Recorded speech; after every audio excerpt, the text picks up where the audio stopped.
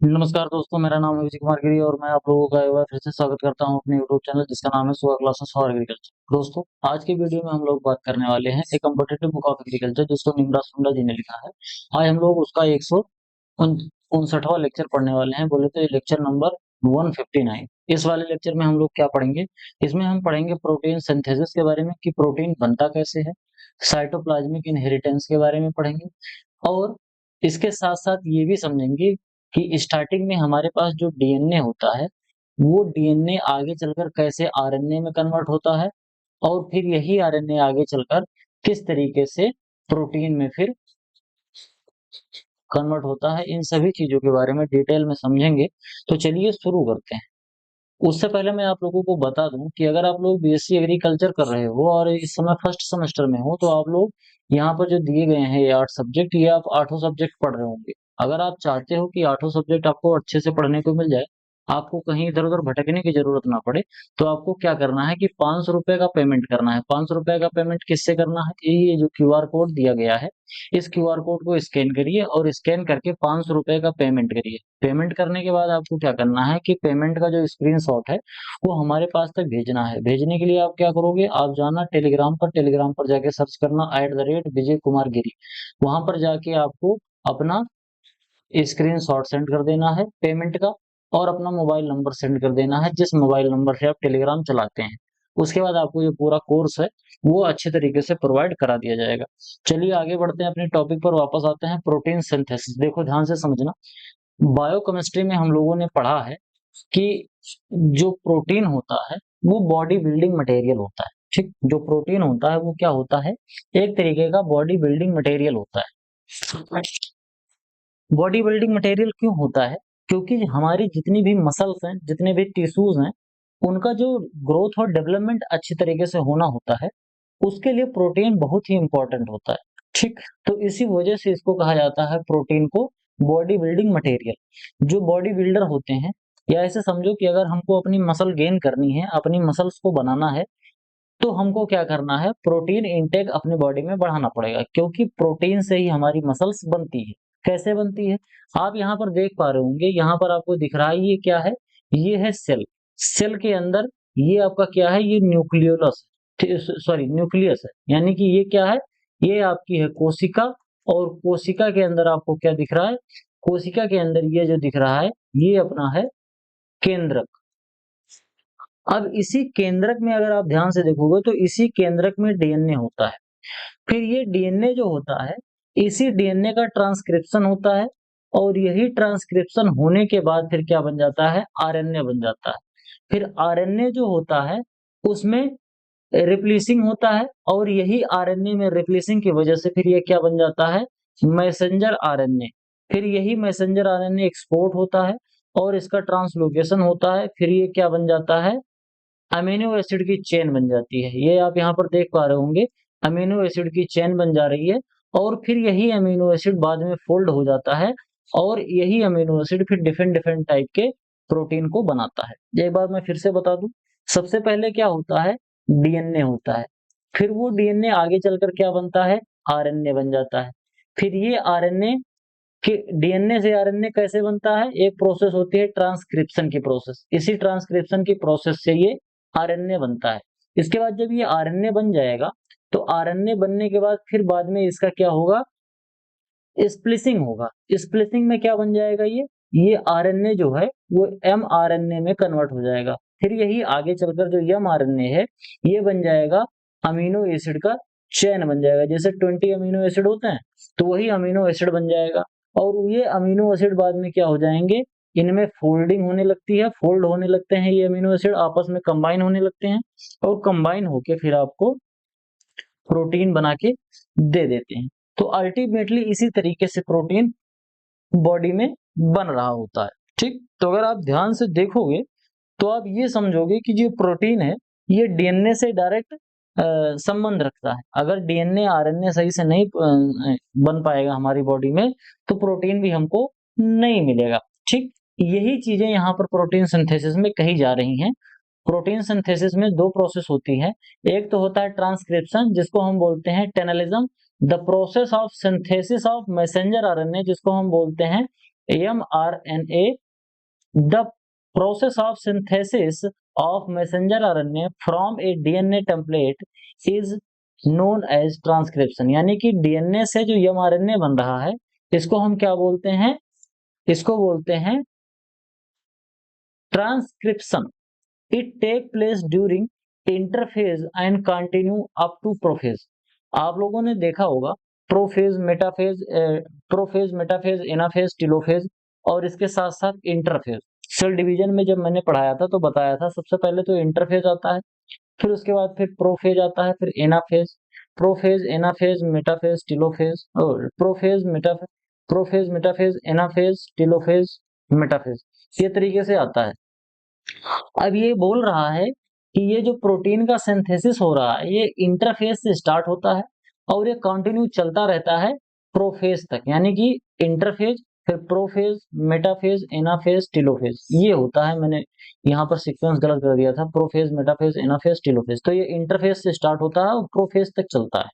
जो actual sale division होता है, उसका जो पहला स्टेप होता है प्रोफेज, वहां तक ये ट्रांसक्रिप्शन वाली प्रोसेस चलती रहती है। जब सेल डिवीजन होता है कोशिका के अंदर, तो उसी सेल डिवीजन के टाइम पर प्रोटीन की सिंथेसिस भी होती रहती है।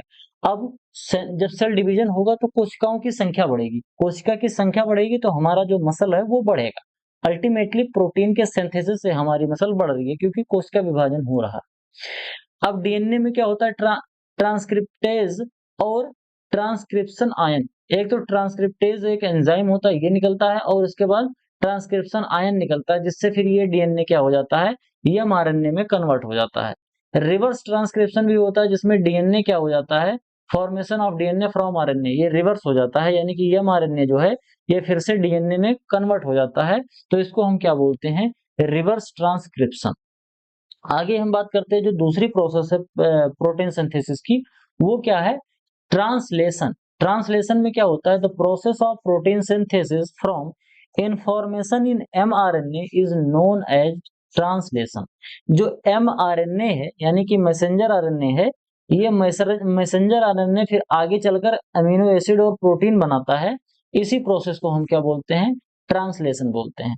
तो हम अगर ध्यान से इसको देखें तो हमको क्या मिलेगा कि यहां से लेके एमआरएनए तक की जो प्रोसेस है, इसको हम ट्रांसक्रिप्शन बोल रहे थे, और यहां से जो यहां तक की प्रोसेस है, इसको हम क्या बोल रहे थे? ट्रांसलेशन बोल रहे थे। ठीक, तो ये होता है अपनी यही होता है प्रोटीन सिंथेसिस का पूरा मैकेनिज्म कि किस तरीके से हमारी बॉडी में प्रोटीन सिंथेसिस होता है। काफी ज्यादा इसमें ऊपर ऊपर से ही दिया था, बहुत ज्यादा डिटेल में था नहीं, तो इस वजह से मैंने बहुत डिटेल में नहीं पढ़ाया। अगर आपको बहुत डिटेल में पढ़ना है तो आपको जो बायोकेमिस्ट्री है, एलिमेंट्री बायोकेमिस्ट्री या फंडामेंटल्स ऑफ बायोकेमिस्ट्री, उसमें प्रोटीन सिंथेसिस के बारे में बहुत अच्छे तरीके से पढ़ाया गया है, तो आप चाहें तो उसको भी देख सकते हैं। आगे बढ़ते हैं, साइटोप्लाज्मिक इनहेरिटेंस। ध्यान से समझना, हमारी बॉडी में जो भी जेनेटिक मटेरियल होते हैं वो सेल के अंदर होते हैं। सेल में मुख्यतः कहां पर होते हैं? सेल में ज्यादातर वो न्यूक्लियस में होते हैं, कोशिका का केंद्रक होता है। ज्यादातर जो जेनेटिक मटेरियल होते हैं, जीन होते हैं, वो केंद्रक के अंदर होते हैं। वहां पर जो जो क्रोमेटिन टावर होता है, टूट के क्रोमोसोम बनता है, उसी क्रोमोसोम पर डीएनए और जीन होते हैं जो कि जेनेटिक मटेरियल होते हैं। लेकिन इस केंद्रक के अलावा कुछ और भी जेनेटिक मटेरियल होते हैं जो साइटोप्लाज्म में ही पड़े रहते हैं, जैसे माइटोकॉन्ड्रिया में पड़ा रहता है, कुछ साइटोप्लाज्म में पड़ा रहता है।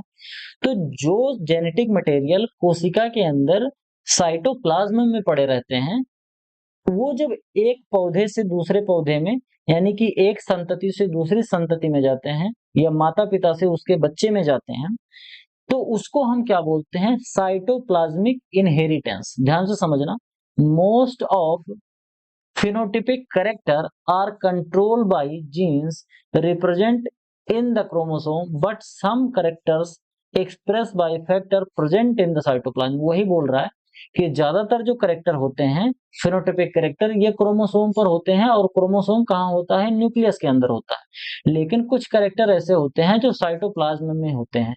These factor laying in the cytoplasm are called plasma genes. इनको हम क्या बोलते हैं? प्लाज्मा जीन्स बोलते हैं। जो साइटोप्लाज्म में जो जेनेटिक मटेरियल पड़े होते हैं, इनको हम क्या बोलते हैं?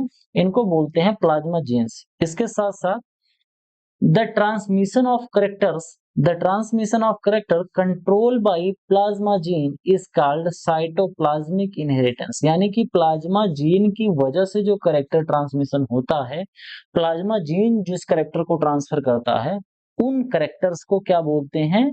उन करेक्टर्स को बोलते हैं साइटोप्लाज्मिक इनहेरिटेंस। कुछ कुछ ऐसे करेक्टर होते हैं जो कोशिका के सेल में केवल रहते हैं, और वो कोशिका के जो साइटोप्लाज्म होता है उसमें रहते हैं, और वहीं से फिर वो अगली संतति में जाते हैं। The first case of cytoplasmic inheritance was reported by Correns in 1990 in 4 o'clock for leaf colour. Leaf colour Mirabilis jalapa जो है एक पौधा होता है, इसके इसके लीफ का जो कलर होता है, वो उसके लीफ के कलर का जो करेक्टर होता है वो कहाँ पर होता है? साइटोप्लाज्म में होता है, प्लाज्मा जीन के रूप में होता है। It is use for the development of cytoplasmic male sterility. ये साइटोप्लाज्मिक मेल स्टेरिलिटी क्या होती है, ये आपको आगे पढ़ाया जाएगा। फिलहाल आप ऐसे समझो कि ऐसी मेल स्टेरिलिटी। अब मेल स्टेरिलिटी क्या होता है, इसको मैंने हार्टिकल्चर में बहुत बार पढ़ाया है, तो अगर आप उसको पढ़े होंगे तो आपको समझ में आया होगा कि मेल स्टेरिलिटी क्या है। तो ऐसी मेल स्टेरिलिटी यानी कि ऐसा फिनोमिना जिसमें मेल स्टेराइल हो जाता है, यानी कि जो मेल पार्ट होता है वो किसी काम का नहीं होता है, उसकी वजह से वो मेल जो होता है वो अगली संतति को बढ़ा नहीं सकता। अगर ऐसा करेक्टर मेल के अंदर साइटोप्लाज्मिक जीन की वजह से आ रहा है तो उसको हम बोलते हैं साइटोप्लाज्मिक मेल स्टेरिलिटी, शॉर्टकट में बोलते हैं सीएमएस लाइन। जैसे मेज में, पर्ल मिलेट में, सोरगम में और कॉटन में, ये जो कुछ फसलें होती हैं, इनके अंदर क्या पाया जाता है? साइटोप्लाज्मिक मेल स्टेरिलिटी पाई जाती है। काफी ज्यादा इंपॉर्टेंट ये क्वेश्चन यहाँ से बन जाता है। आप इसको जरूर ध्यान रखिए कि साइटोप्लाज्मिक मेल स्टेरिलिटी क्या होती है और ये किस में पाई जाती है। ये मेज में पाई जाती है, पर्ल मिलेट में पाई जाती है, सोरगम में पाई जाती है और कॉटन में पाई जाती है। तो ये जो एग्जाम्पल है ये काफी ज्यादा इंपॉर्टेंट है, कई बार एग्जाम में पूछे गए हैं, तो इस वजह से इसको जरूर याद कर लीजिए। चलिए आगे बढ़ते हैं। आगे बढ़ नहीं सकते क्योंकि चैप्टर जो था आपका ये खत्म हुआ। आई होप आपको वीडियो पसंद आया होगा। वीडियो अगर आपको पसंद आ रहा हो, हमारा एफर्ट आपको अच्छा लग रहा हो, तो आप हमें फाइनेंशियली सपोर्ट कर सकते हैं, जितना भी आप फाइनेंशियली सपोर्ट करना चाहें। इसके साथ साथ अगर वीडियो आपको पसंद आया हो तो वीडियो को लाइक जरूर करें। चैनल पर पहली बार आए हैं या अभी तक चैनल को सब्सक्राइब नहीं किया है तो चैनल को सब्सक्राइब जरूर करें। आपके जो भी सुझाव हैं कमेंट बॉक्स में जरूर लिखें। इसके साथ साथ चैनल को अपने दोस्तों के साथ शेयर करें। मिलते हैं किसी दूसरे वीडियो में, तब तक के लिए इजाजत दीजिए। धन्यवाद।